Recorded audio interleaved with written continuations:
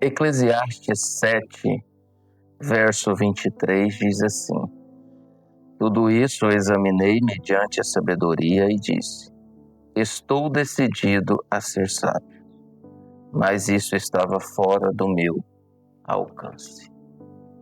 Aleluia. Bom dia. Deus lhe abençoe, que te dê um excelente dia. Isso não está ao nosso alcance, mas ao alcance do Senhor. Vamos ver isso no nosso devocional. Salmo 105, nós vamos ler a partir do verso 20. O rei mandou soltá-lo, o governante dos povos o libertou. Ele o constituiu senhor de seu palácio e administrador de todos os seus bens, para instruir os seus oficiais como desejasse, e ensinar a sabedoria às autoridades do rei. Quando José estava na prisão, e ele revela o sonho do copeiro e do padeiro, ele fala para o copeiro: lembre-se de mim quando estiver diante do rei. Mas o copeiro não lembrou, porque não era assim do agrado do Senhor. Porque as nossas questões, quando elas estão dentro do propósito do Senhor, é o Senhor que vai tratar e não o homem. E aí, passa-se um tempo, o rei tem um sonho e ele fica perturbado com esse sonho ao ponto de não conseguir dormir. E nisso, Deus faz o copeiro lembrar, depois de anos, sobre a vida de José, ou sobre a pessoa de José. E quem manda chamá-lo não foi o copeiro. Quem o tira de lá não foi o copeiro. Mas Deus usa o próprio rei para ordenar que José fosse tirado dali, que José fosse, vamos dizer assim, que ele fosse lavado, vestisse roupas para que dignas de estar perante o rei e se apresentasse perante o rei com a resposta daquele sonho. E o resultado disso é que José se torna a segunda pessoa mais importante do Império Egípcio daquela época. O anel do rei estava em suas mãos. José administrava tudo que o rei tinha. José aumentou inúmeras vezes a riqueza do rei. José não deixou as pessoas passarem fome, principalmente o seu povo. José instruiu aqueles que estavam à sua volta, que faziam trabalhos reais, da forma que Deus queria que eles fossem instruídos. Veja que coisa maravilhosa.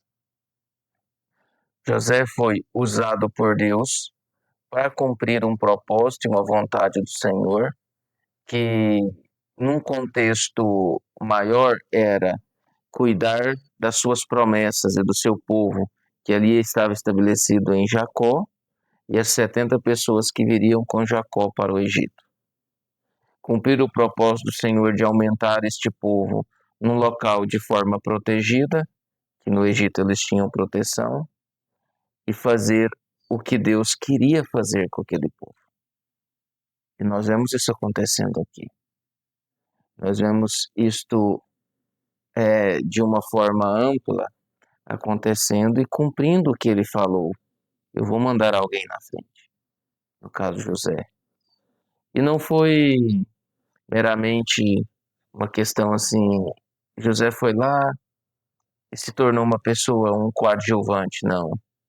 José vai e na ordem do Senhor, todas as coisas se movimentam para que José se torne o ator principal daquela história e tenha uma importância para o Egito naquela época muito maior que o próprio faraó.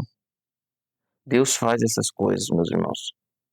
Às vezes nós estamos sem esperanças do que Deus pode fazer com o nosso futuro e como Ele pode movimentar o nosso presente para atingir a sua vontade no futuro. e começamos a andar desmotivados, começamos a andar sem esperança.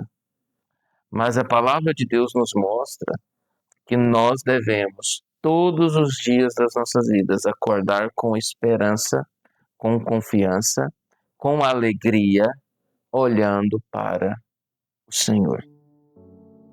Porque é Ele que vai conduzir a minha história, é Ele que vai conduzir a sua história e vai nos levar aonde Ele quer.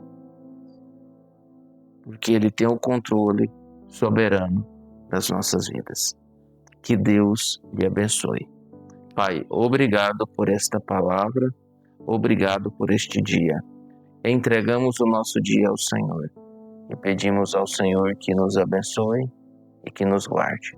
No nome santo de Jesus Cristo. Que o grande amor de Deus Pai, que a graça do Senhor Jesus Cristo, a comunhão e a consolação do Espírito Santo de Deus, repouse sobre as nossas vidas, não só hoje, mas para todo sempre. Amém. Meus irmãos, um abraço fraterno para todos vocês, no nome santo de Jesus Cristo.